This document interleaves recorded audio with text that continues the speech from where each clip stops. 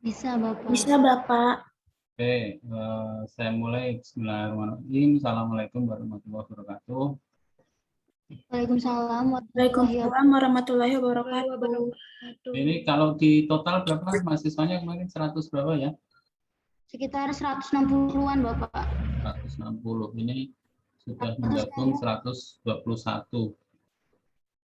Ini sudah jam 1 lewat 2 menit. Tidak apa-apa, nanti yang lain biar bisa menyusul ya. Oke, saya lanjutkan untuk materi parasit 2 yang berikutnya ya, yaitu tentang Youth Amuba sama Balantidium ya. Nah, ini kalau dilihat dari pembagian kelas kemarin berbeda ya. Artinya ada perbedaan. Kalau Youth Amuba itu masuknya kelas Protozoa, kalau Balantidium masuknya kelas Ciliata ya. Jadi ini kita menyelesaikan satu amuba yang tersisa yang kita pelajari, yaitu adalah Youth Amuba. Kemudian satu kelas lagi untuk kelas Ciliata kita akan bahas untuk hari ini ya. Jadi seperti yang sudah saya sampaikan terdahulu, untuk mata kuliah praktikum ini kita sebetulnya fokusnya adalah melihat morfologinya ya. Jadi kalau tentang distribusi, pencegahan dan seterusnya itu adalah nanti urusannya di teori ya, karena mata kuliah ini juga ditunjang dengan teorinya ya. Jadi mungkin kalau dilihat dari waktu yang disediakan ya, apa itu disediakan ya agak longgar, sehingga kita mungkin akan banyak waktu yang tersisa nantinya ya. Nah, terkait dengan itu, dengan masalah materi ya, karena kalau untuk praktikum itu biasanya kita setelah penjelasan, waktu yang berikutnya digunakan untuk pengamatan, sehingga waktunya bisa digunakan untuk diskusi terkait dengan materi. Nah, sebentar ya.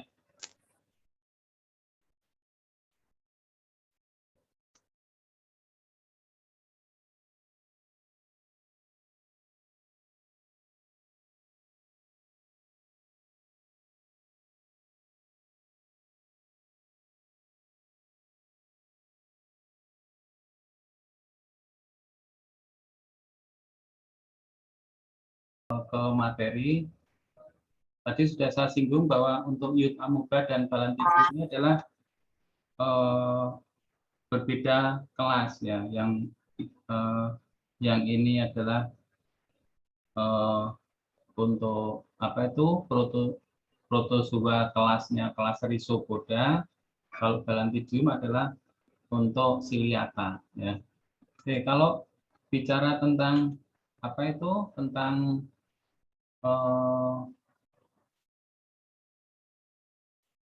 protozoa amuba itu, yang jadi fokus pengamatan kita adalah kuncinya adalah ini ya.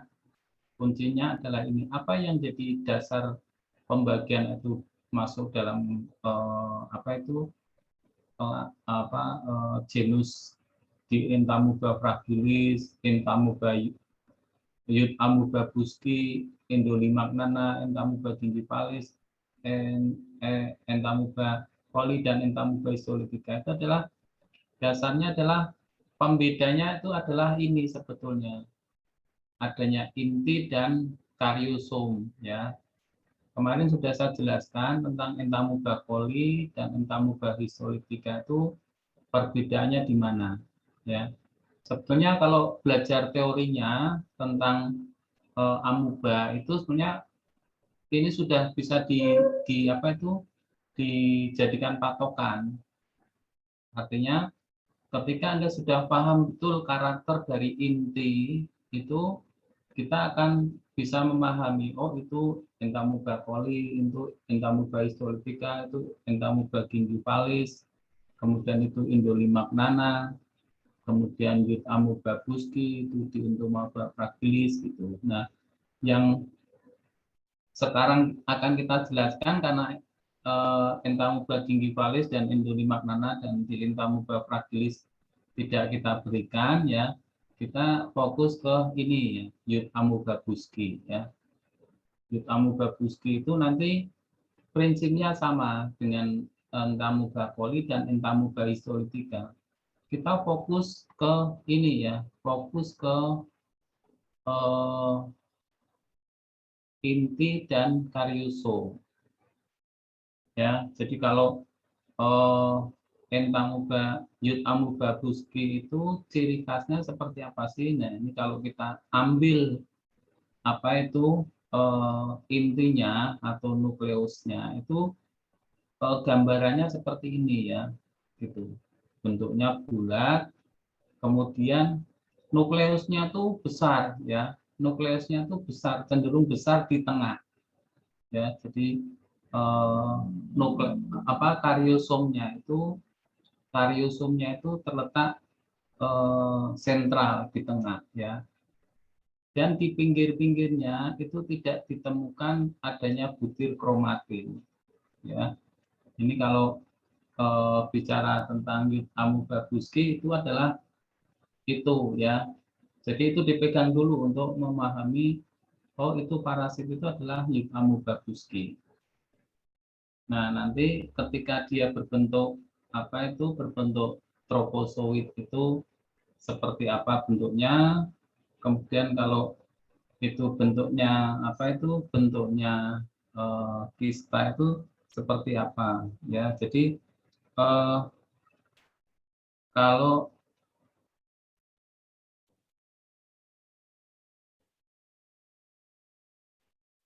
kalau sudah paham itu nanti tinggal melihat inti tambahannya ya, inti tambahannya. Nah, sekarang kita lihat satu persatu ketika amoeba berbentuk trofosit itu seperti apa, dan ketika amoeba berbentuk kista itu seperti apa ya. Nah, satu hal lagi itu yang dulu mungkin penemunya dikatakan Amoeba buski itu adalah ketika dilakukan pengamatan dengan Lugol itu ternyata kariosomnya atau bagian intinya itu menyerap zat warna yodium ya, zat warna yodium, sehingga kalau diwarnai dengan Lugol ini cenderung warnanya biru ya, sehingga disebut dengan amoeba karena mengikat warna Lugol. Lugol itu isinya adalah yodium ya, yodium karena ada kalium yodida dan yodium, sehingga ketika diwarnai dengan Lugol itu kariosomnya cenderung berwarna biru ya. Nah, sekarang kalau kita perhatikan bentuk trofozoitnya ya. Trofozoitnya itu seperti ini ya, seperti yang sudah saya jelaskan. Ada karyosom yang terletak sentral dan besar di tengah ya, cenderung besar terletak di tengah. Ini sudah jadi ciri khas daripada amoeba ya, amoeba. Kemudian banyak sekali ditemukan vakula-vakula ya, vakula-vakula. Terus nanti kalau membedakan loh itu coli apa histolytica, dilihat dari tadi ya, di mana letak apa itu, letak kariosomnya, kemudian apakah mempunyai kromatin, dan dibandingkan dengan apa itu, dengan Entamuba coli dan histolytica itu besarnya kariosom itu seperti apa perbandingannya itu. Kalau ini memang cenderung relatif besar ya. Bahkan ketika vakulnya menjadi satu seperti ini, itu cenderung juga akan berwarna kebiru-biruan ya, karena dia menyerap glikogen ya, glikogen. Sehingga dominansi daripada intinya itu seperti itu ya, kelihatan lebih besar, kemudian ada satu vakuola yang sangat besar di sekelilingnya. Nah, ini kalau kita lihat di dalam preparat awetan tinja atau feses yang sudah diwarnai itu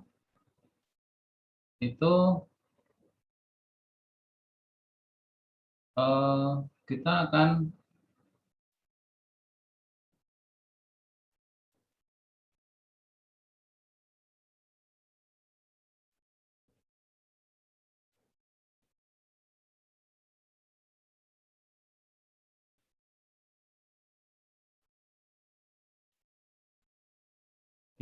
mengetahui itu adalah Yud Amoeba butzkii ya.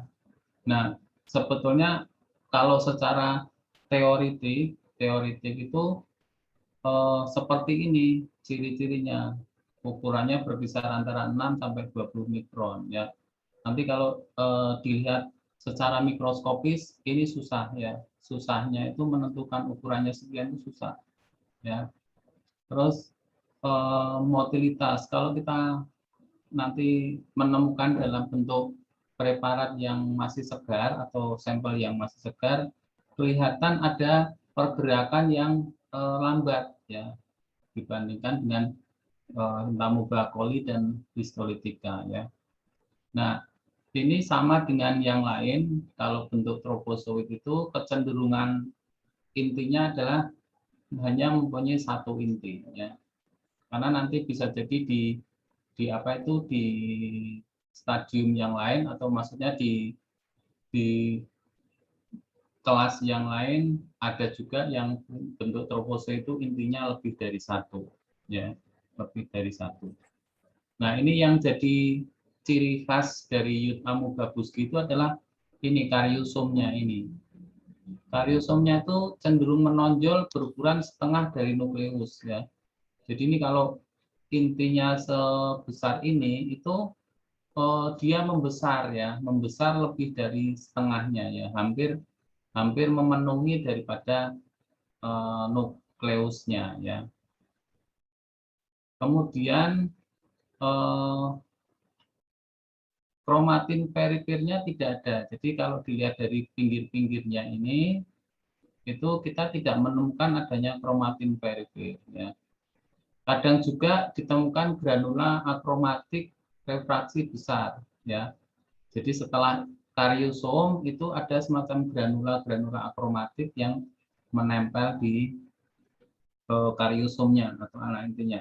Tapi itu agak susah, kadang-kadang tidak kelihatan. Tapi begitu melihat ada parasit amoeba bentuknya seperti ini, intinya besar, tidak ada butir kromatinnya di tepi, ya itu kita sudah bisa tentukan bahwa itu adalah Yud Amoeba butzkii. Ya. Kemudian apa itu? Karena tadi sudah saya sampaikan bahwa pada Yud Amoeba butzkii itu banyak ditemukan vakuolo ya, atau gelembung-gelembung. Nanti bisa Anda cek secara mikroskopis ya, diputar-putar itu mikronya, nanti akan ada gelembung-gelembung yang ada di sekelilingnya. Biasanya kalau tropozoit itu gelembungnya menyebar ya, menyebar itu, tidak menjadi satu tapi menyebar ya. Jadi ini ada sendiri, ini ada sendiri, ini ada sendiri, ini ada sendiri gitu.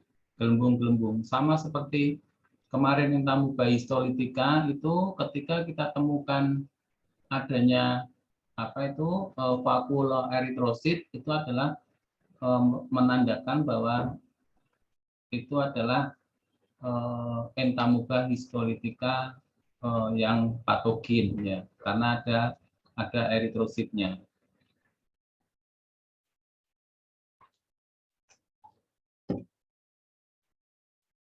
Kemudian sitoplasmanya berputih kasar.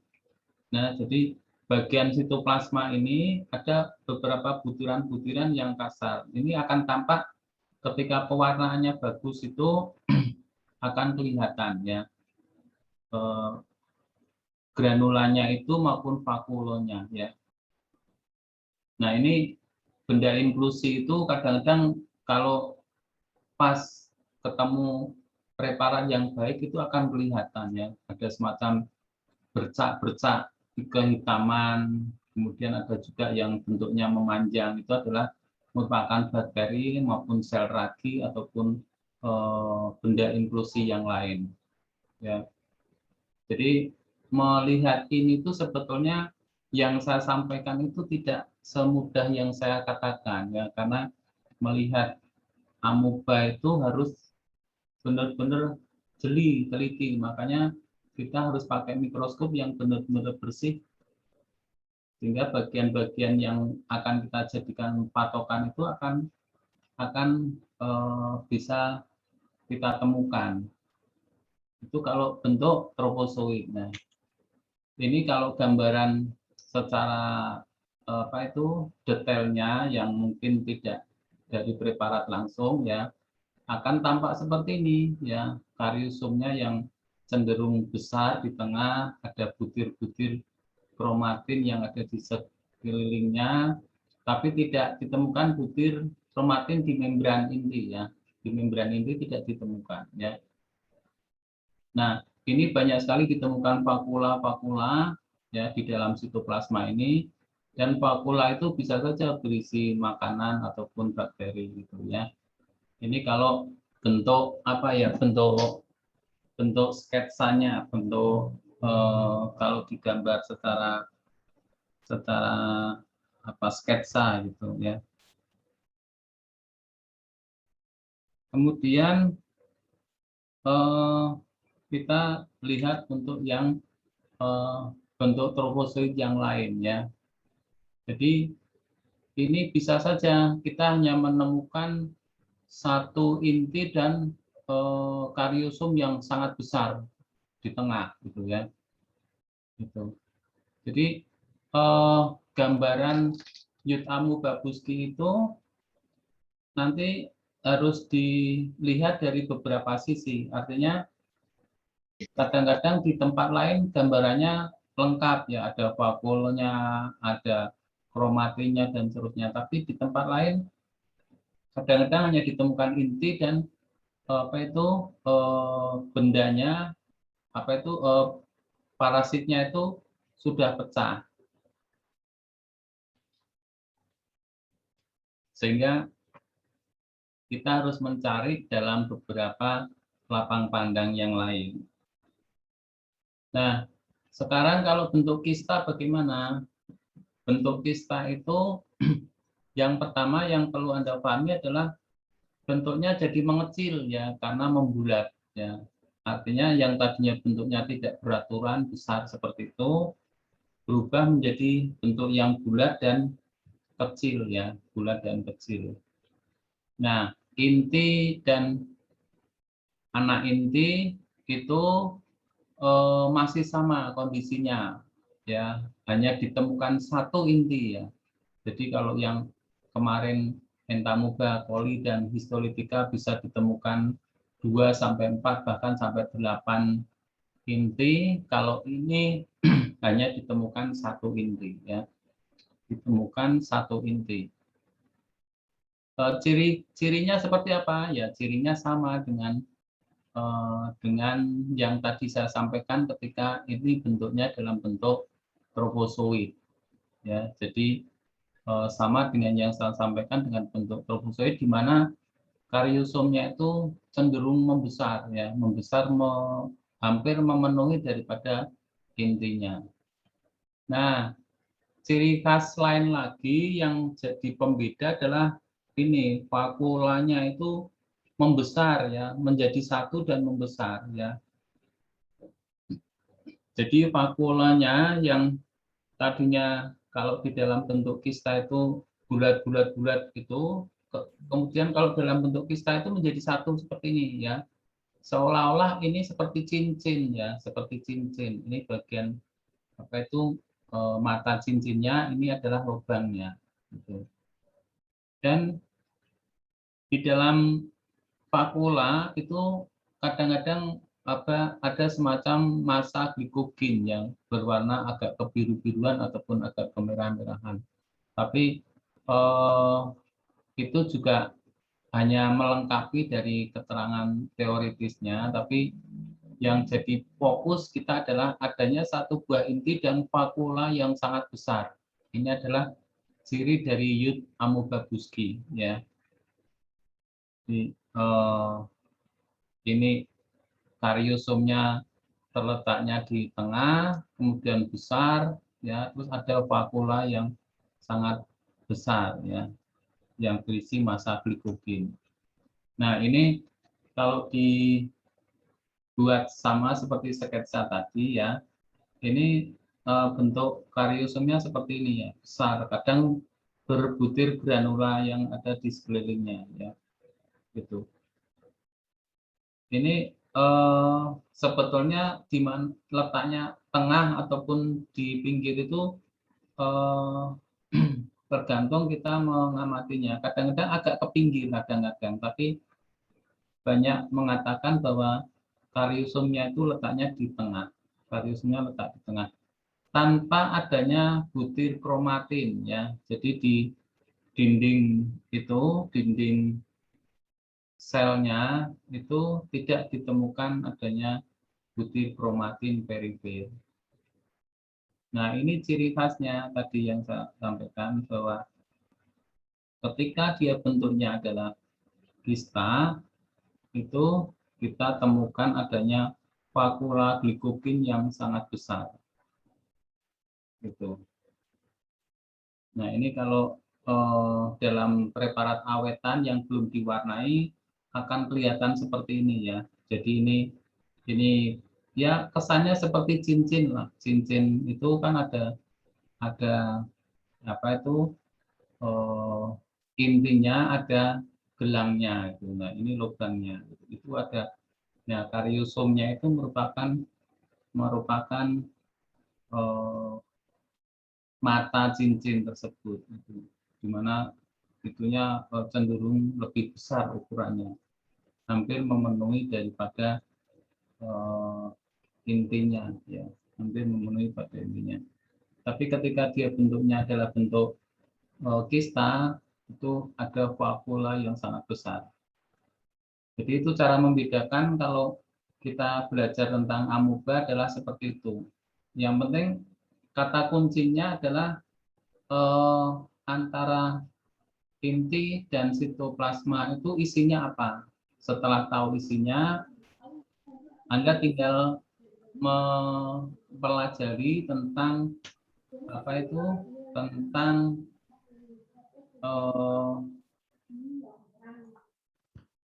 tentang morfologinya antara kariosomnya dan intinya seperti apa, begitu. Itu untuk Youth amoeba. Barangkali ada yang ingin ditanyakan?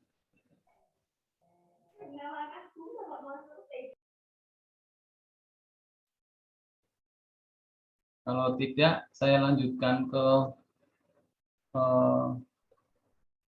spesies yang berikutnya, ya. Ini dalam beberapa dalam beberapa pewarnaan yang lain, ya, itu akan tampak seperti ini, ya. Jadi ada sebuah sel yang mempunyai inti dengan dengan mana inti yang sangat besar, ya. Ini yang paling lazim biasanya pakai pewarnaan ini, trikrom ini, ya. Pakai pewarnaan trikrom.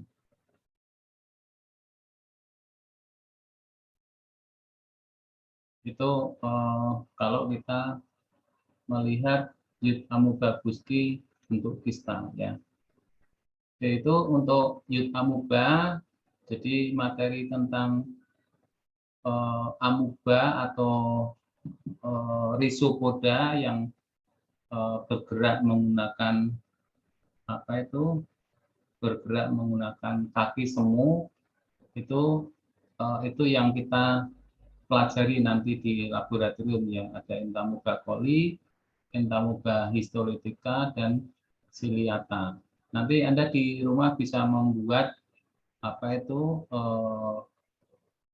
ciri-ciri dari morfologi masing-masing spesies tersebut untuk ketika nanti di laboratorium ketika pengamatan Anda bisa cocokkan ya. Oh, ciri-cirinya seperti ini kalau ciliata flagellata, ataupun ini Entamoeba coli, Entamoeba histolytica, kemudian ini adalah Youth amoeba. Sehingga kalau nanti preparat sudah kita turunkan semua di mikroskop, Anda tinggal, oh ya ini ciri dari ini, di mana letak ciri-cirinya ini, itu Anda sudah sangat familiar.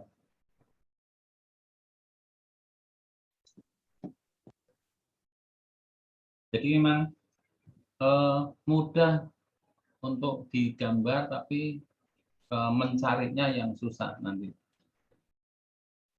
Oke, kita beranjak ke kelas berikutnya, itu adalah kelas ciliata ya. Ciliata karena dia bergerak menggunakan kaki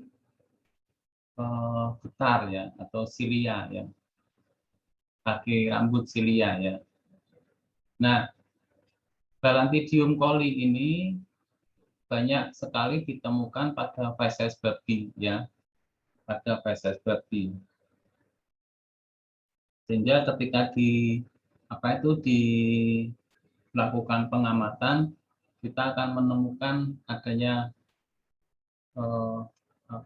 parasit yang bentuknya seperti ini ya, di mana pada permukaan tubuhnya itu diliputi oleh adanya silia-silia ya. Nah, di dalam morfologinya kalau sedang dia aktif biasanya ada namanya sitosom ya, ada lekukan ke dalam yang ini tujuannya adalah untuk mengambil makanan ya, ada sitosom. Kemudian di dalam tubuhnya, dalam sitoplasmanya juga ditemukan banyak sekali vakula-vakula ya. Dan bahkan ada vakula yang bersifat kontraktil ya, jadi yang masih bergerak. Nah, kemudian ada yang namanya mikronukleus dan makronukleus ya. Jadi kalau di dalam Rhizopoda ditemukan adanya inti dan anak inti, kalau di dalam Balantidium itu ada mikronukleus dan makronukleus. Jadi ada inti yang ukurannya besar dan inti yang ada ukurannya kecil, di mana ini merupakan anak inti, mikronukleus anak inti. Nah, kadang juga menyatu seperti ini ya, kadang juga menyatu seperti ini. Sehingga nanti kalau diamati itu kesannya ada semacam warna inti yang agak dominan, biru di tengah itu. Nah, ini kalau dilihat di mikroskop, Balantidium coli bentuk tropozoid ini merupakan parasit yang paling besar ukurannya dibandingkan dengan protozoa yang lain ya, paling besar ukurannya ya. Nah, di mana ciri khasnya nanti kalau Anda putar-putar mikroskop itu mikrometernya, ini seluruh badannya ini diliputi oleh ini adanya flagela ini, ada rambut-rambut ini, bukan flagel maksudnya, ada silia rambut tetar yang ada di sekelilingnya ini ya. Dan ini sebenarnya semua ada seperti ini ya, semua ada seperti ini ya. Nah, yang berikutnya adalah cara bergeraknya. Cara bergeraknya adalah memutar ya. Ini bergeraknya kalau yang Rhizopoda itu bergerak itu dengan kakinya menjulur dulu baru bergerak itu. Kalau ini bentuknya memutar ya, seperti tur, mutar itu untuk bergerak gitu ya, berputar. Jadi nanti kalau mungkin ada yang tertarik dengan pengamatan ini, kok ditemukan seperti ini, itu berarti adalah Balantidium coli. Kemudian yang berikutnya adalah jumlah inti. Tadi di dalam morfologi umum kita bisa lihat intinya itu ada dua ya. Yang kecil itu mikronukleus, yang besar adalah makronukleus ya. Jadi sebenarnya inti dua itu adalah merupakan makro dan mikronukleus ya. Gitu. Bisa saja berbentuk ginjal ataupun bulatan ya. Kemudian di dalam sitoplasmanya ini kita banyak temukan adanya vakula-vakula ya. Ini biasanya kalau bentuk seperti itu masih dalam bentuk preparat langsung, artinya dari feses langsung diamati itu. Nah, kalau bentuk yang lain juga bisa kita gambarkan seperti ini, adanya silia, kemudian ada makronukleus, mikronukleus, dan vakula. Ada lubangnya yang untuk mengambil makanan namanya sitosom. Nah, ini kalau kita lihat di mikroskop, bisa saja kita temukan gambaran seperti ini, di mana ini ada vakula, terus ini sebetulnya yang jadi ciri khasnya, ada silia-silia yang meliputi seluruh tubuhnya. Ini makronukleus, mikronukleusnya nggak begitu kelihatan, dan ini ada celah yang agak mendalam, ada semacam cekungan ya. Ini yang disebut dengan sitosom tadi ya. Ada cekungan yang tadi sudah sampaikan adalah merupakan sitosom. Bisa juga gambarannya hanya kelihatan seperti ini saja, ya. Ada hanya makronukleusnya saja, mikronukleusnya mungkin ketumpukan ini di seberangnya sana, sehingga ketika diwarnai nggak kelihatan. Dan badannya masih tampak kelihatan adanya silia-silia. Gitu. Kalau idealnya memang bentuknya seperti ini, ya. Tapi kalau di dalam pengamatan mikroskopis bisa saja jadinya seperti ini dalam hasil pewarnaan. Nah, sekarang kalau bentuk kista bagaimana? Kista itu pada umumnya adalah kecil ya, bentuknya bulat dan mengecil ya. Ini yang lain cirinya masih sama ya, ada dua makronukleus dan mikronukleus ya. Terus walaupun dia berbentuk kista, itu ternyata kita masih bisa menemukan adanya silia ya. Jadi di antara lapisan dinding ini kalau diputar mikrometernya di mikroskop itu kita masih bisa menemukan adanya silia pada lapisan dindingnya ya. Jadi kalau ini dinding kistanya bagian luar, bagian dalamnya setelah dinding sitoplasma itu kita akan menemukan adanya silia yang berjejer di sini ya. Ini ciri khasnya di sini ada makronukleus dan mikronukleusnya. Ya. Ini kemudian tetap ada vakula yang bisa ditemukan. Ya. Biasanya kalau kita lakukan pewarnaan itu akan lebih jelas morfologinya. Nah ini, ya, jadi ini adalah merupakan makronukleusnya, ini mikronukleusnya. Kemudian ini kalau diputar-putar mikroskop itu pakai mikronya itu akan kelihatan adanya silia di sekelilingnya. Nah ini juga sama ya. Ini kalau ini bentuknya kista, kalau ini bentuknya trofozoid ya. Jadi kalau melihat ini memang nggak bisa dilihat di foto ini, kadang-kadang morfologinya tidak jelas. Kita ingin menampakkan mikronukleusnya, nanti vakulnya sama silianya nggak kelihatan. Kita mau tampilkan silianya, nanti yang apa itu ciri khas yang lain nggak kelihatan. Sehingga ini harus diamati langsung di mikroskop kalau lebih jelas morfologinya ya. Nah ini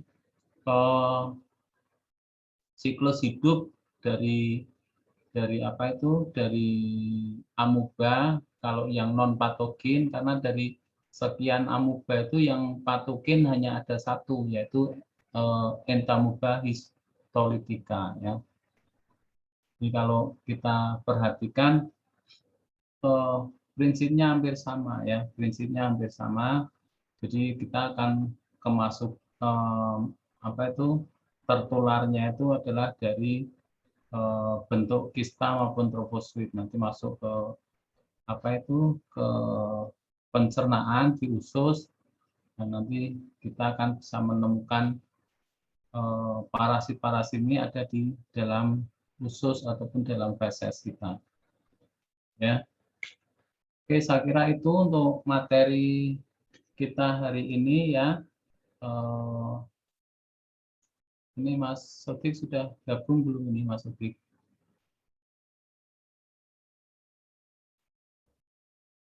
Pak Sotikin ada enggak ini? Tadi bilang mau menyusul gitu.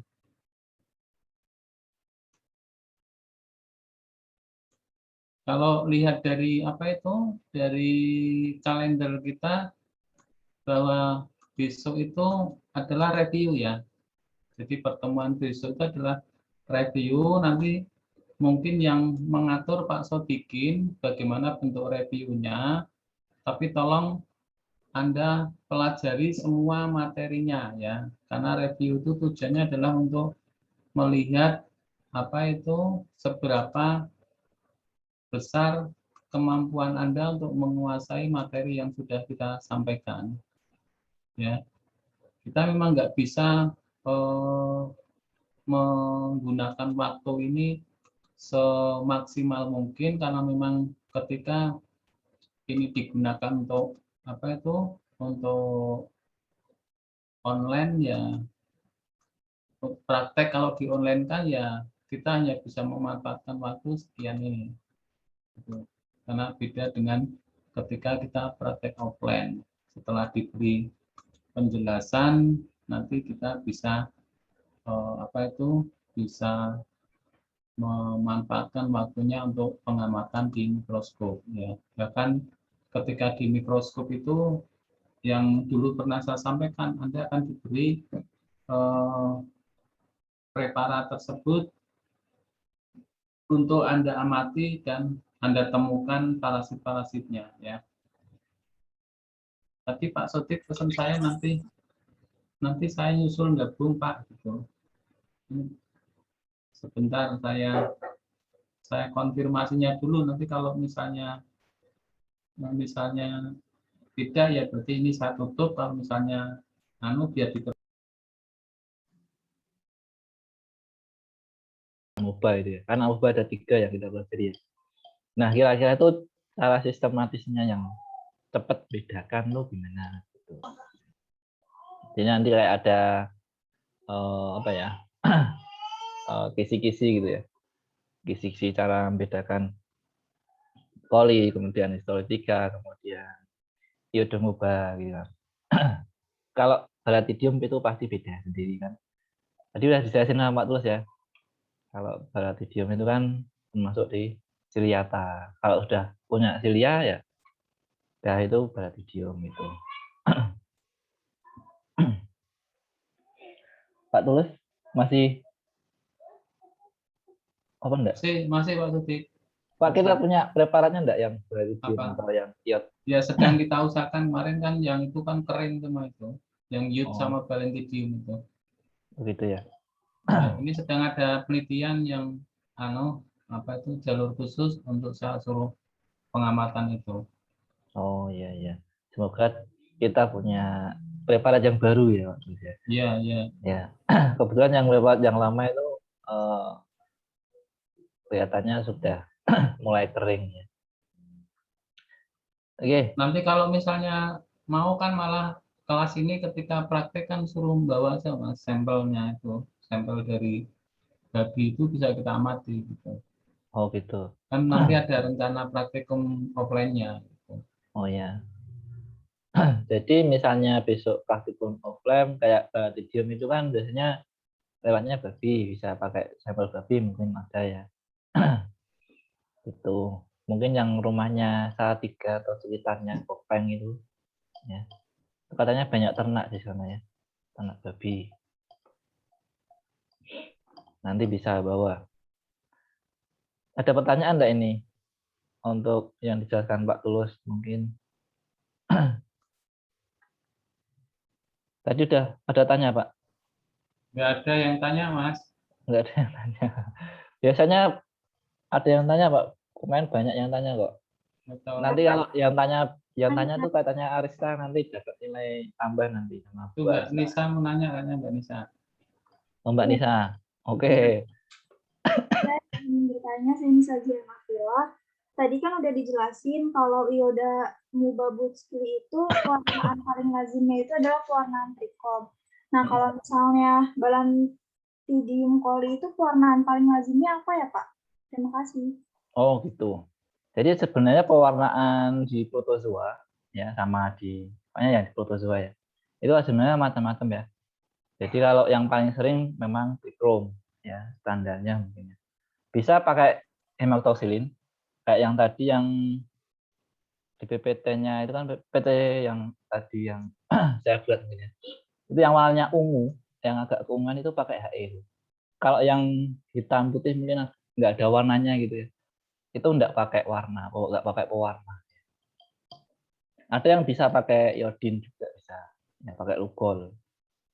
Ya, pakai lugol. Kalau lugol itu biasanya basah. Kalau HE, trikrom itu kering biasanya, jadi kering dulu. Gitu. Ya. Jadi tergantung dari pewarnaan juga. Kadang di pewarnaan HE kadang ciri-cirinya itu kadang kelihatan yang apa gitu kan. Kalau yang trikrom kelihatan yang ciri-cirinya yang apa gitu. Saya juga baru baca-baca karena kalau Balatidium ini kan materi baru ya. Itu ya.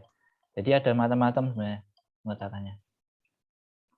Terima kasih, Pak. Mbak Nisa, mungkin kalau dilihat dari prinsip pewarnaan itu sebetulnya ada dua, pewarnaan yang basah itu artinya sampel kita berikan pewarna ya. Yang paling lazim biasanya ada iosin, ada lugol itu. Itu adalah pewarnaan basah. Tapi ada juga yang pewarna yang sifatnya kering dan tujuannya adalah untuk diawetkan. Jadi nanti preparat itu kita buat kering, kemudian kita warnai.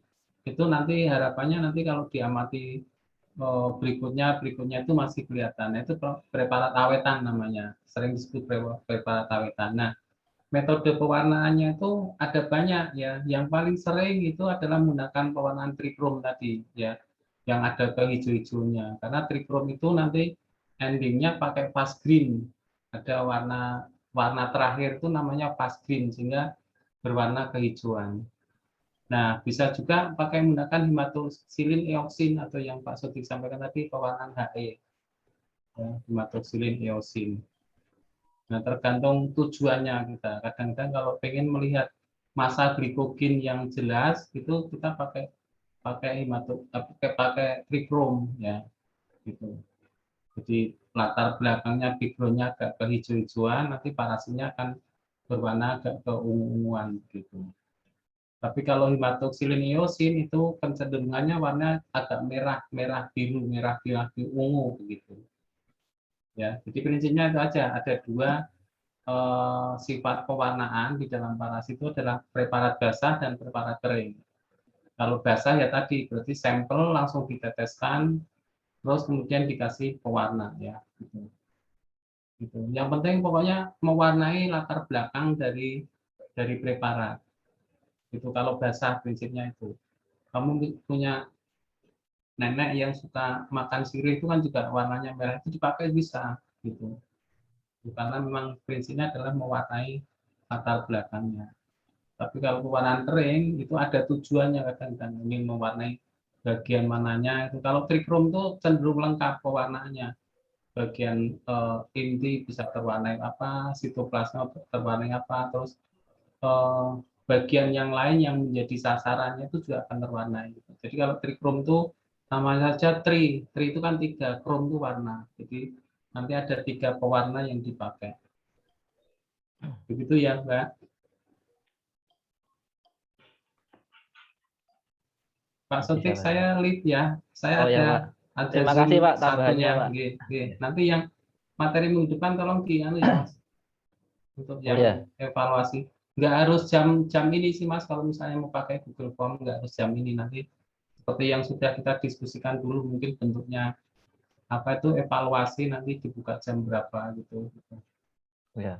Kalau Kemarin saya pakai sih setuju post-testnya itu. pakai Civitas Pak kemarin. Oh gitu. Saya sih setuju yang seperti itu, nanti biar agak leluasa lah, nggak harus jam 1 sampai jam berapa seperti jam kita ini, nanti bisa mereka buka sambil nonton apa di rumah gitu, Ya. nanti bisa mengerjakan itu. Itu ya, saya lihat Mas Oti. Ya Pak, terima kasih Pak. Ya. Ya. Ya. Tadi siapa yang tanya tadi? Gimana, sudah puas belum? Pak izin bertanya Pak. Oke. Saya Nadia Maharani Pak, izin bertanya, waktu kuis post-test kemarin itu kan yang kelas dari entamoeba itu kan ada pilihan rhizopoda sama sarkodina ya Pak ya. Nah, kalau saya baca-baca itu di buku-buku itu rhizopoda atau sarkodina gitu Pak tulisannya. Nah, tapi kan waktu pas kuis itu ada kayak pilihannya sendiri-sendiri gitu kan Pak. Nah, itu ada bedanya atau gimana Pak? Terus itu jawabannya yang benar apa ya Pak? Oke, sebentar ya, sebentar ya. Ya. Saya tak buka notepad dulu. Kok enggak buka sih? Bentar.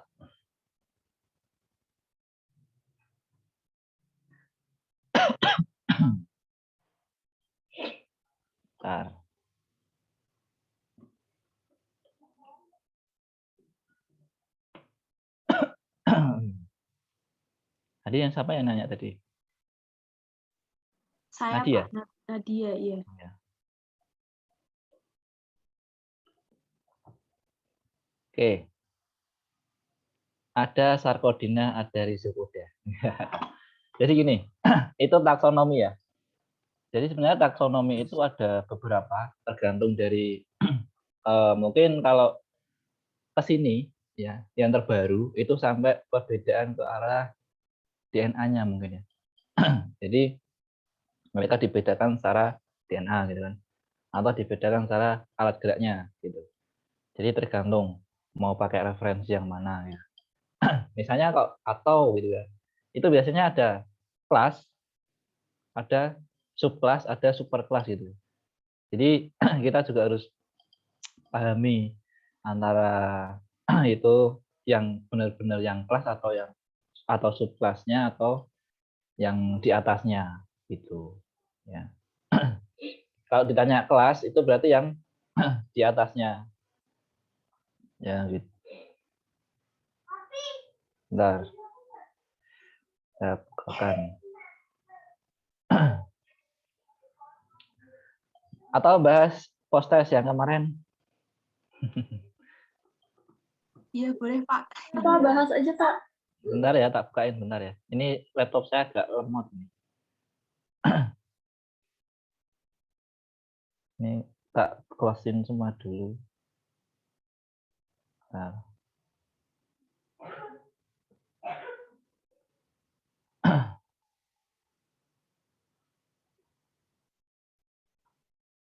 Oke. Soalnya kemarin saya pakai soal yang kakak kelas kemarin. Saya pakai soal yang di bank soal saya yang buat kakak kelas kemarin ya. Jadi saya buat saya kemarin agak sibuk, jadi saya buat yang dulu ya, soal yang dulu. Hadir Pak, oke Bu Arista. Mana Bu Aristanya nggak kelihatan? Suaranya dong. Yang mana Bu Arista?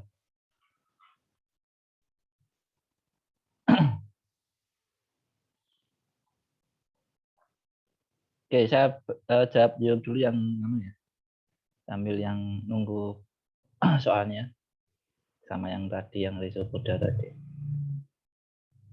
Karena Singapura stabil, saya izin bertanya apakah mikronukleus pada Basidium coli memiliki fungsi yang sama pada karyosom pada amoeba yang lain.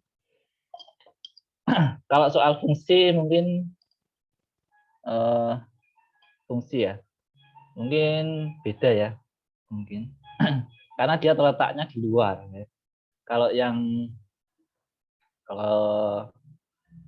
amoeba itu kan di dalam, ya. Jadi di dalam inti, dia anak inti. Kalau ini mikronukleusnya itu kayak intinya terpisah. Gitu. Dan ini kalau secara ciri-ciri, kalau kita lihat di mikroskop itu kadang-kadang nggak kelihatan. Ya. Mungkin ada referensi yang mengatakan Kadang tidak kelihatan, kadang ada gitu ya. Ya, maybe kelihatan, maybe tidak kelihatan. Itu ya.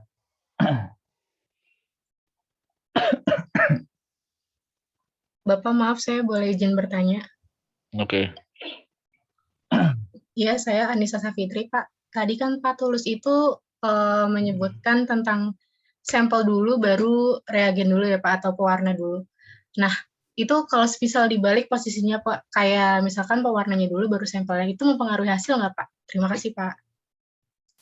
Sampel dulu, baru reagennya. Tadi gimana? Sampel dulu, baru reagennya. Kalau dibalik, reagennya dulu, baru sampelnya. Oke, hasilnya sebenarnya enggak sih. Enggak akan pengaruh. Itu sampel untuk apa? Pewarnaan. Iya Pak. Yang apa? Yang misal tadi kalau misalkan hari ini dibahas, kan tadi kan Pak Tulus tadi kan yang menjawab pertanyaan Nisa nih ya Pak ya, yang tadi tentang sampel dulu baru pewarna dulu, baru pewarna. Nah, jadi kalau misalkan dibalik, jadi pewarna dulu baru sampel, itu mempengaruhi bentuk amobanya atau gimana Pak? Misal ya, itu kan kalau sampel dulu baru pewarna, itu bisa dilakukan kalau di pengecatan basah. Ya. Kalau pengecatan kering, otomatis tetap sampelnya dulu. Ya. Gitu. Kalau misalnya basah, itu lebih bagus kalau menurutku reagennya dulu. Ya. Karena nanti kalau reagennya kena kontaminasi, misalnya sama feses gitu ya. Kalau kamu pakai pipetnya reagennya di tempat khusus reagen gitu kan. Kalau sampelnya dulu, baru reagen, itu biasanya nanti kalau mahasiswa yang baru belajar itu nanti bisa ditempelin sama sampel gitu kan. Makanya kalau saya ngajarin, kalau misalnya di lab, boleh terserah mau sampel mau reagen, tapi jangan dicampur langsung. Jadi bersebelahan. Baru nanti kalau mau ditutup di gelas, dihomogenkan dulu. Ya, jadi tetesannya pisah. Nggak terlalu jauh sih. Kalau misalnya objek gelas ya jangan pojok sama pojok gitu kan. Jadi ya agak nggak misah, masih misah gitu ya. Di tengah saja masih misah. Nanti baru dihomogenkan. Ibaratnya kalau kita mau tes apa ya, golongan darah gitu ya. Nah itu nanti dihomogenkan, baru nanti ditutup di gelas. Itu kalau untuk yang basah. Kalau yang kering kayak trikrom, HE, dan lain-lainnya itu ya sampelnya dulu otomatis ya. Otomatis sampelnya dulu dikeringkan, baru kita melecat. Kalau kalian pernah tahu atau baca-baca tentang pengecatan khusus kayak trikrom, HE itu, kalau HE itu nggak khusus ya. Itu rutin termasuknya. Jadi itu kayak ada prosesnya, ya, ada step by step-nya. Jadi lama, nggak sesingkat pengecatan yang basah. Kalau basah kan misalnya lugol, tinggal tetesin lugol, feses, jadi. Kalau trikrom, enggak, beda. Ada yang namanya dehidrasi, ada pewarnaan, ada fiksasi, kemudian ada rehidrasi ya.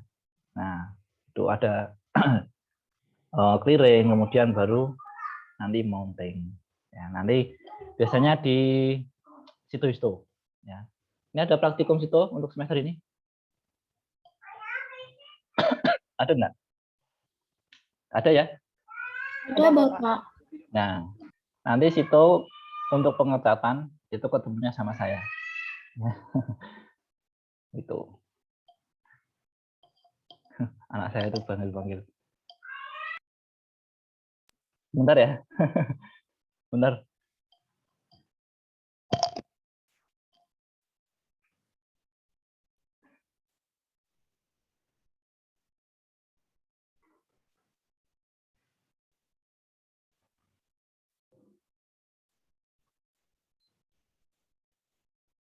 Halo guys.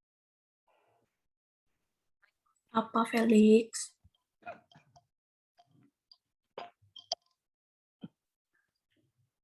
Maaf. Pak. Gitu. Tadi siapa yang nanya? Saya Pak. Orangnya Anissa Safitri. Anissa Safitri. Ya, makasih ya Pak.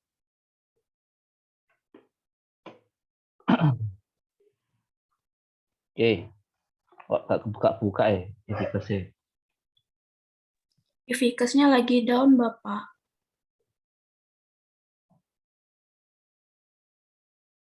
Lagi down.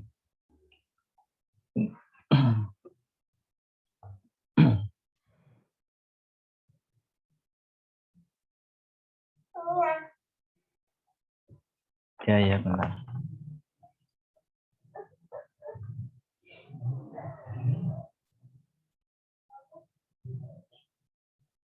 Ada yang tanya lagi selain soal nanti?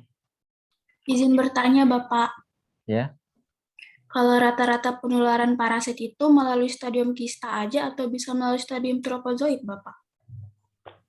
Kalau keluar ya, kalau keluar untuk amoeba ya, atau yang lain. Kalau untuk amoeba ya, dia aktifnya atau vegetatif itu tropozoid. Tapi dia keluar itu kan cadangan makanannya itu kan udah mulai habis ya. Nah, untuk pertahanannya dia akan menjadi kista. Jadi kalau udah keluar itu biasanya kista. Ya. Tapi kalau baru keluar itu masih bisa troposit bisa. Tapi kalau lama kelamaan ya itu pasti jadi kista. Ya, gitu. Oke, Bapak, terima kasih. Oke. Bapak izin bertanya. Tadi yang tanya siapa ya? Sebelumnya siapa ya nanti yang tanya? Ika, Bapak. Ika. Ya oke. Tadi yang cowok siapa tadi? Felix Pak, izin bertanya. Jadi amoeba itu kan berkembang biak secara membelah diri. Nah, pada saat membelah diri itu tubuh yang utama itu kan pasti ada intinya Pak. Nah, yang terbelah, tubuh yang terbelah satunya itu apakah dia bisa memproduksi inti lagi atau gimana ya Pak? Itu intinya juga ikut membelah. Oh, jadi intinya itu ikut membelah juga ya Pak ya? Iya. Oh, oke. Jadi nanti meregenerasi diri gitu ya Pak ya? Oke, paham Pak. Terima kasih. Mutia Fajri Helmi izin bertanya Bapak. Mohon maaf noise chat. Ya oke.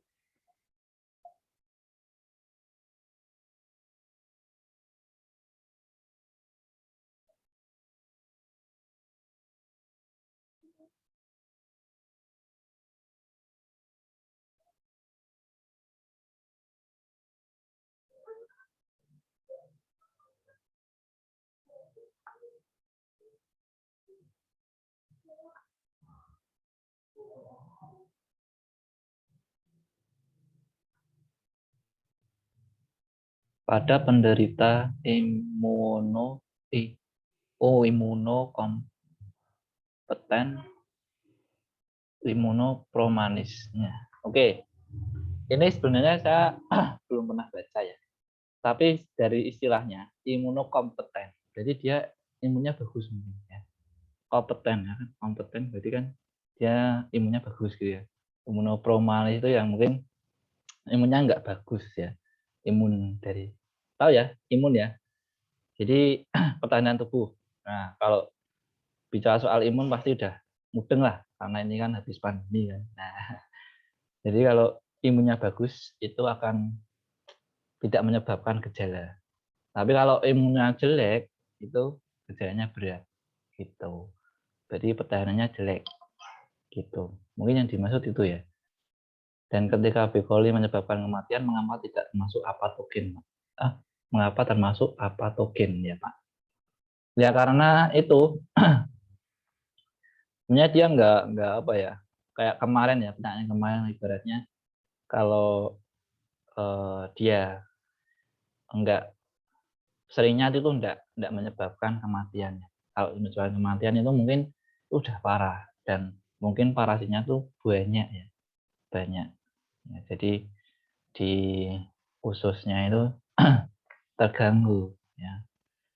Jadi sebenarnya kalau parasit, tadi yang melanjutkan dari pertanyaan yang pewarnaan tadi, selain pewarnaan yang khusus, kemudian yang pakai yang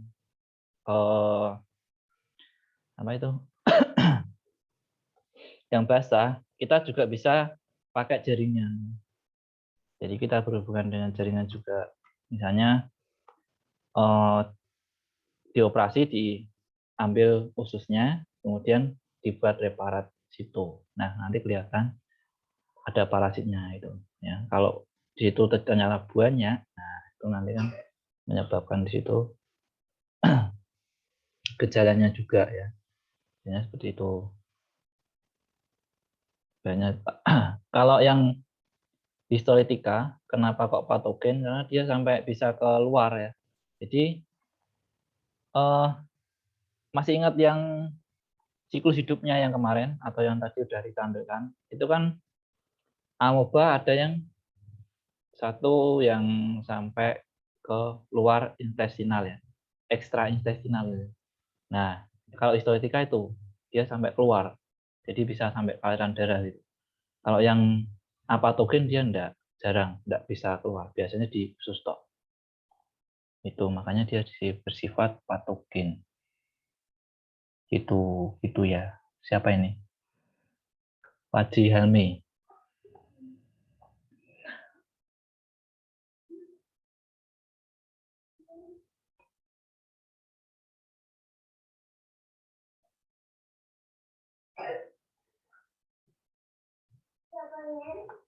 Nah, ini kok catnya banyak nih.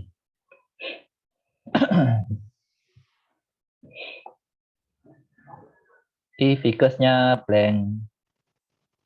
Mungkin minggu depan aja ya. Halo. Di Vicusnya kok blank ini, putih tok.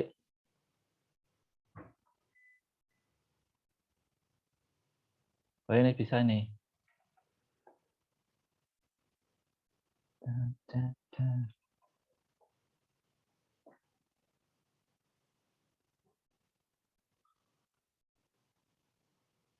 Post test.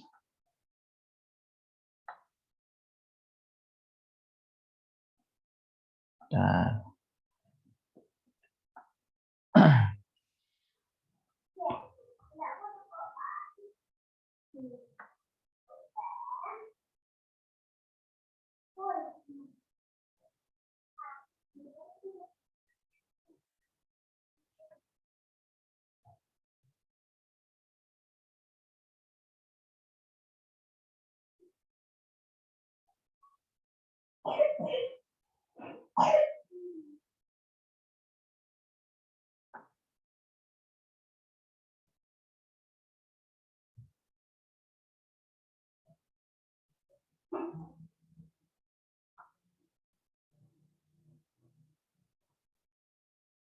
Entamoeba polyhistolytica.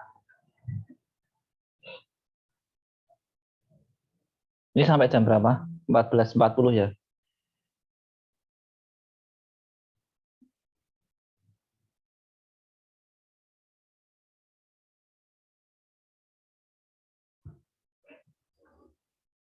Duh, blank.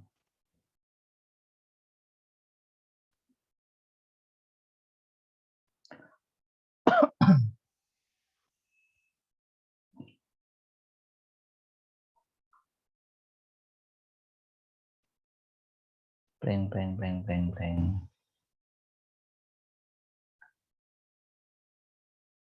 Oke, saya bukakan yang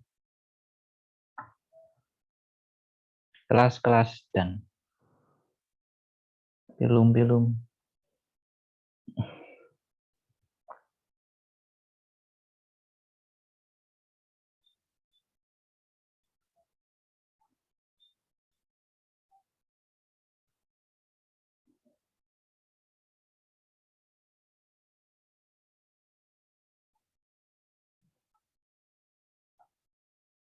Oke, saya share.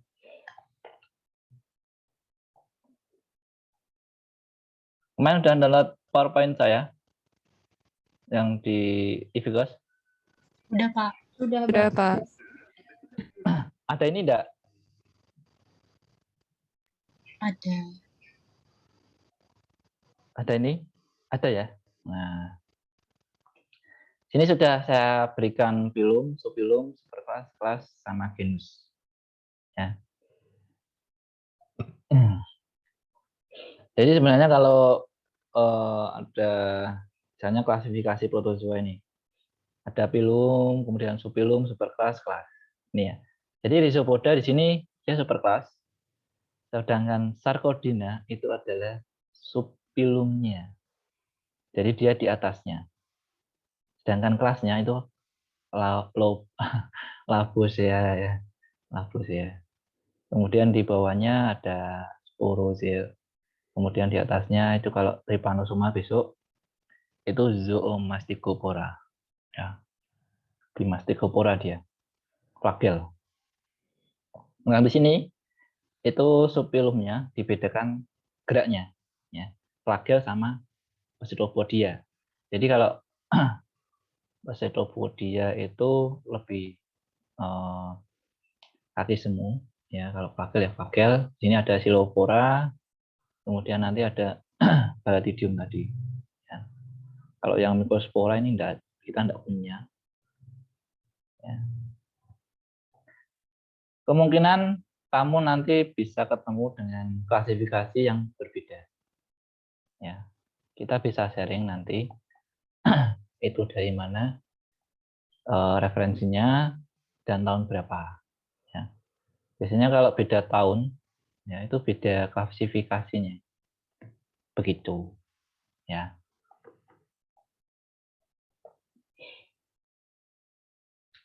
Jadi kelasnya Lobosea ya, karena jawabannya Lobosea tadi.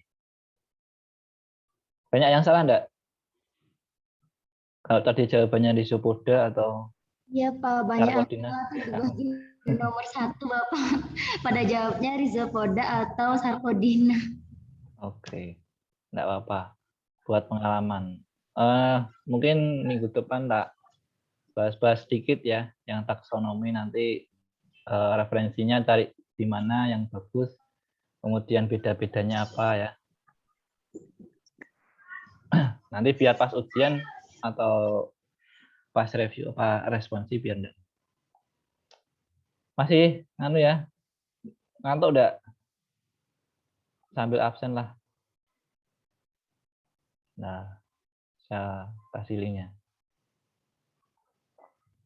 biar enggak ngantuk. Ivikus sudah kebuka nih. Oke.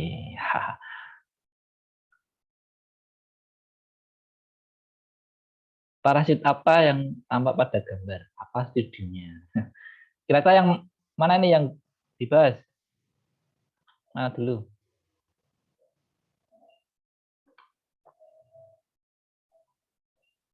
Ini enggak ada yang salah ya. Ini cetok ini ya. Kira-kira ini apa ini? Kelihatan enggak gambar saya? Kelihatan Pak. Kelihatan Bapak. Ini apa ini? Kristal. Histolitika kista. Histolitika. Ya. Oke, kita lihat jawabannya. Di sini kalau non, di sini ini kan non ya. Ini berarti salah. Nah, ini kalau grade-nya 100% berarti benar. Ya. Ini cara buat soal saya ini. Ini kan multiple choice ya. Nah. Gampang ya? Gampang. Nomor 2. Mungkin kemarin di shuffle ya. Nah, ini gampang lagi nih. Apa ini?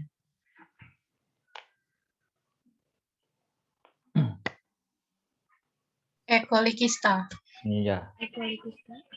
Kan kemarin cuma histolitika sama coli. Kalau kelihatan ini 1, 2, 3, 4, 5 inti udah ada. Ini udah 5 inti pasti coli. Ya. Nah ini Entamoeba coli kista. Oke. Kita masuk kelas tadi udah. Pengecatan sudah ya. Gampang ya. Jawabannya adalah apa nih? Kalau ada hijau ini latar belakangnya. Trikom. Ya. Betul. Gampang. Apalagi yang ini nomor 5 ini.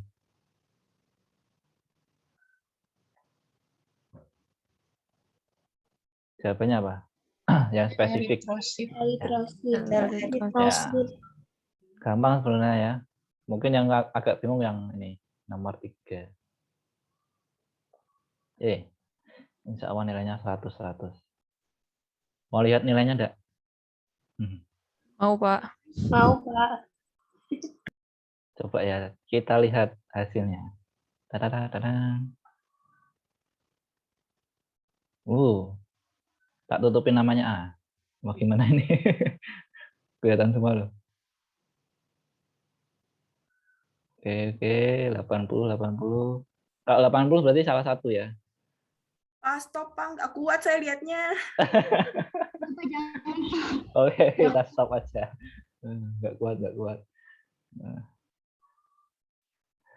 Oke, kita coba nanti lihat hasilnya besok aja.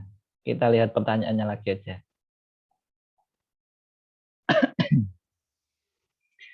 Oke, ini yang belum saya baca. Anissa lagi nih. Hospesnya manusia dan babi. Kalau Eudemoba busci, hospesnya apa, Pak? Oke, ini siklus hidup lagi nih. Eudemoba. Oke. Hospes definitifnya bukannya manusia ya, Pak? Ya, kalau hospes definisinya pasti manusia. Mungkin juga bisa.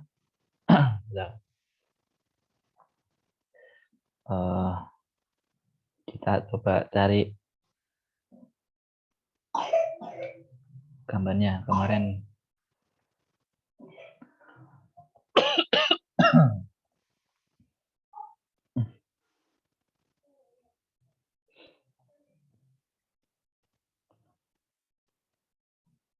Sebenarnya selain manusia sebenarnya bisa kayaknya.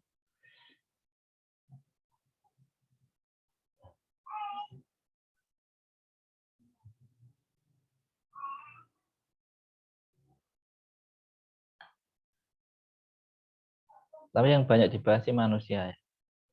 Kalau soal entamoeba itu. Kecuali yang itu. Ada yang satu spesies itu ada yang di babi sama di mana gitu. Coba buka CDC aja nanti. Yang ketik aja CDC apa ini Eudemoba ya. Eudemoba atau kalau yang Baratidium coli itu bisa babi, bisa monyet, ya. Kalau Eudemoba busci biasanya paling banyak dibahas itu manusia. Gitu ya, Anissa. Yang namanya Anissa banyak ya? Banyak, Pak.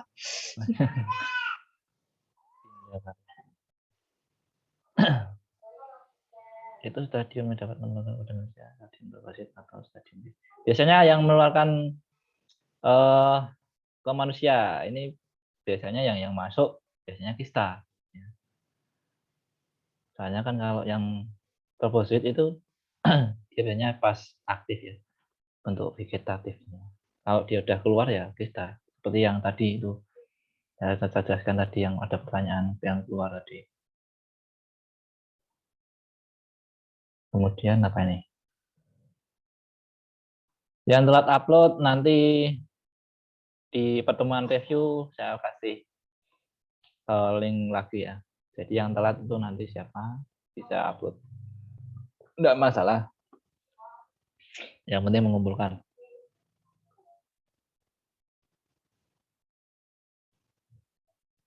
Urutan taksonomi protozoa apakah sama dengan urutan taksonomi bakteri? Kalau bakteri belum pernah baca-baca sampai satu ya. Saya kurang tahu kalau yang bakteri.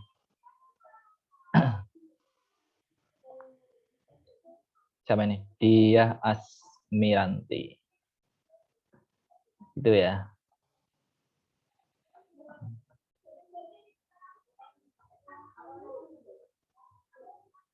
Nah.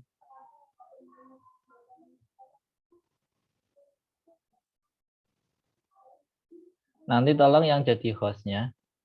Hostnya siapa ya? Hostnya siapa ini? Ika, Pak. Ika. Ika. Oh, saya nanti kirimin chatnya. Yang kemarin kalau ada yang kemarin juga. Jadi chat itu kan bisa di-download. Ini saya kok download nggak bisa, mungkin hostnya ya. Oh Baik, ini Pak. udah biasa-bisa nih. Saya bisa kok. Ada. Yang kemarin lupa nggak tak download. Sudah download. Jadi yang tanya siapa nanti, jadi saya tahu. Kalau yang kemarin saya lupa nge-save. Jadi nanti kalau di-save, kirimkan ke saya ya. WA boleh, yang lain boleh, atau di email. Tidak apa-apa. Yang jadi hostnya kemarin. Kalau direkam biasanya kalau direkam itu nanti ke-save otomatis kan. Oke. Gitu. Kemarin juga saya terima kasih yang di Q&A. Jadi kalau ada pertanyaan itu saya lebih suka karena saya juga harus baca-baca lagi kalau saya tidak tahu. Nanti bisa lanjut di Q&A. Saya lupa share link backup absen saya ya. Sambil nunggu linknya, ada yang tanya lagi? Izin bertanya, Pak. Siap. Dimas Prayoga, izin bertanya terkait penugasan gambar yang telat itu gimana ya, Pak? Tadi udah tak jawab ya. Kalau yang telat, nanti bisa di link yang review ya. Yang review nanti yang pertemuan 3. Nanti ada baik, terima kasih, baik Pak. yang terlambat. Nanti ada tulisannya gitu ya. Ada tulisannya. Oke, baik. Terima kasih, Bapak. Oke. Mungkin tadi agak ngantuk mungkin.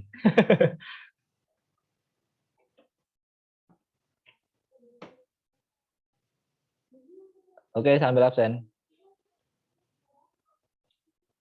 Baca catnya.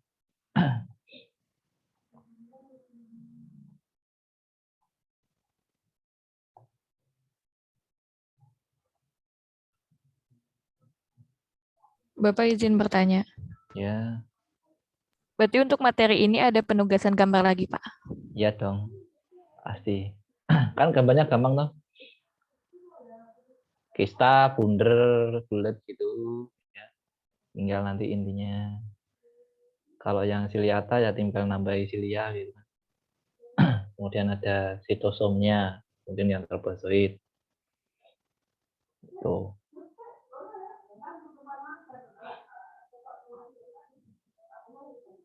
Kayak minggu depan saya akan berikan misalnya ada tidaknya apa itu kromatin perifer. Nah, kalau tidak ada kromatin perifer itu langsung ke idomoba.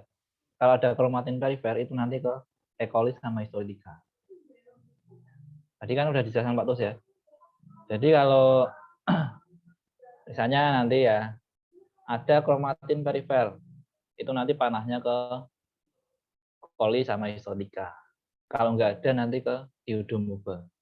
Ya. Kalau silia nanti ya Baratidium kan gitu. Kemudian nanti kalau membedakan coli sama histolika, nah misalnya entroposit nih, ada tidaknya inklusi di sitoplasma, eritrosit enggak, kan gitu. Gitu ya. Kemarin yang minta buku belum saya kasih ya. Nanti saya upload dulu. Kalau enggak bisa cari sendiri ya. Nah, tak kasih linknya. Tak share nih. Browser saya mana?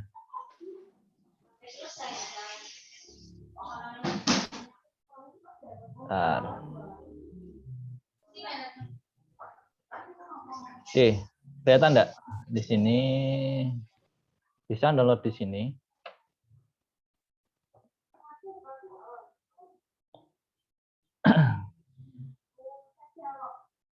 Mi Books Freenet. Di sini ada. Ya. Kemudian ada lagi. Ini ya tulisannya ya. Kelihatan enggak? Kelihatan, Bapak. Kelihatan. Oke, udah dicatat. Ada lagi yang saya suka. Ini adalah kayak permusuhan di internet ya. Kalau di Amerika itu dijual. Nah, karena Amerika itu sukanya jual-jual kayak jurnal, kemudian e-book. Nah, kalau di Eropa, nah musuhnya ini itu membagikannya gratis. Nah, kita bisa ke Libgen, Library Genesis. Ini jarang yang tahu kayaknya. Tapi di YouTube banyak yang nge-share sih. Ini kenapa mereka bermusuhan? Nggak tahu ya. Yang satunya disuruh bayar, yang satunya suruh gratis. Pasti kalian mendukung yang gratis, ya kan? Ini Libgen. Ibaratnya kayak kalau jurnal itu, ini udah ditulis ya. Libgen ini ada yang lain bisa di Z ya, Z Library. Bisa juga di mana terserah. Biasanya saya stay di sini. Bisa pakai SIBN-nya, bisa pakai judulnya, bisa pakai pengarangnya. Tapi jangan harap menemukan yang bahasa Indonesia. Jangan harap ya. Jarang kalau yang bahasa Indonesia. Pasti tidak ada. Itu. Kalau jurnal itu biasanya di sini. Kalau kalian doyan sama yang namanya jurnal. Di sini silahkan enter aja URL-nya atau DOI ya, DOI. Nah, tinggal di copy paste, open. Nah, kalau kalian menemukan jurnal yang berbayar, misalnya di Science Direct, kemudian di Reverses apa itu ya namanya yang susah-susah itu. Pokoknya yang berbayar. Nah, coba kalian ketik di sini URL DOI-nya. Nah, tinggal nanti open. Insya Allah nanti kebuka yang berbayar itu, yang jurnal. Ini nanti kalau pas garap skripsi berguna ini. Ya. Dari catat nih, kayak itu. Gitu ya. Udah catat semua ya? Nggak ada suara anak ya, aku. Udah, Bapak. Jadi nanti bisa dibaca-baca, nanti coba cari kayak gambar-gambar saya itu. Nah, kira-kira itu bukunya siapa?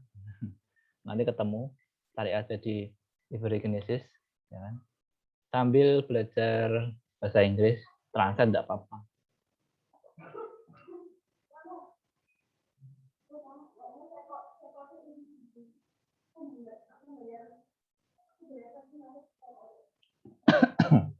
Kalau Yodon Babuski itu enggak sampai ke seperti Intang Baistro 3 ya. Itu. Susi. Oke, mungkin sudah capek.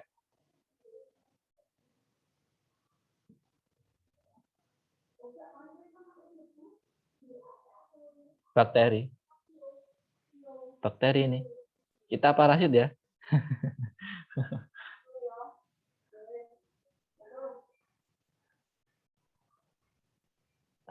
Iya bisa dong, Baridium kali bisa.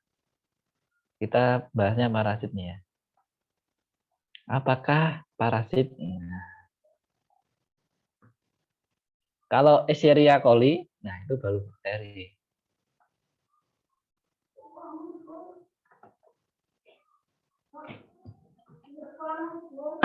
Oke, kita lanjut ke Q&A aja. Nanti kalau ada pertanyaan, bisa tulis di sana. Jadi salah server. Enggak apa-apa. Kita guyonan itu enggak apa-apa ya. Karena kita udah selesai materinya. Oke, open mic semua enggak apa-apa. Mungkin yang enggak berisik tapi Kita lanjut ke Q&A aja. Nanti materinya saya upload biasa setelah post test. Insya Allah nanti malam siap lah untuk post test. Nanti saya buatkan soal. Ya. Gitu. Oke, saya akhiri. Wassalamualaikum warahmatullahi wabarakatuh. Sampai ketemu. Waalaikumsalam warahmatullahi wabarakatuh. Waalaikumsalam warahmatullahi wabarakatuh. Terima kasih Pak. Selamat siang Pak. Selamat siang, selamat tidur ya. Selamat tidur. Selamat beristirahat. Jangan Ya. lupa gambar. Jangan lupa tugasnya ya. Gambar apa aja Pak tadi? Nanti saya tulis di e-Vicus kayak kemarin. Gambarnya apa kan? Oh iya Pak, makasih Pak. Ya, Oh iya Pak. ya. Saya leave dulu ya.